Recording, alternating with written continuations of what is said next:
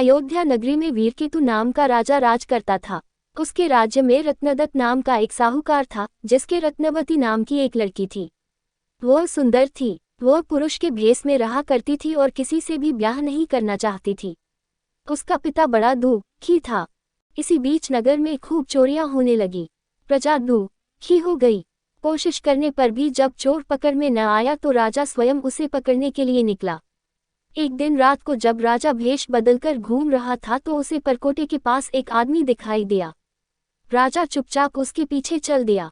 चोर ने कहा, तब तो तुम मेरे साथी हो, आओ मेरे घर चलो। दोनों घर पहुंचे। उसे बिठला कर चोर किसी काम के लिए चला गया। इसी बीच उसकी दासी आई और बोली, तुम यहाँ क्यों आए हो? चोर तुम्हें मार डालेगा, भाग जाओ। राजा ने ऐसा ही किया। फिर उसने फौज लेकर चोर का घर घेर लिया। जब चोर ने ये देखा तो वह लड़ने के लिए तैयार हो गया। दोनों में खूब लड़ाई हुई। अंत में चोर हार गया। राजा उसे पकड़कर राजधानी में लाया और उसे सूली पर लटकाने का हुक्म दे दिया। संयोग से रत्नवती ने उसे देखा तो वह उस पर मोहित हो गई। पिता से बोली, मैं इसके साथ ब्याह करूंगी, नहीं तो मर जाऊंगी। पर राजा ने उसकी बात न मानी और चोर सूली पर लटका दिया। सूली पर लटकने से पहले चोर पहले तो बहुत रोया, फिर खूब हंसा। रत्नवती वहां पहुंच गई और चोर के सिर को लेकर सती होने को चिता में बैठ गई। उसी समय देवी ने आकाशवाणी की, मैं तेरी पतिभक्ति से प्रसन्न हूँ, जो चाहे सो मांग।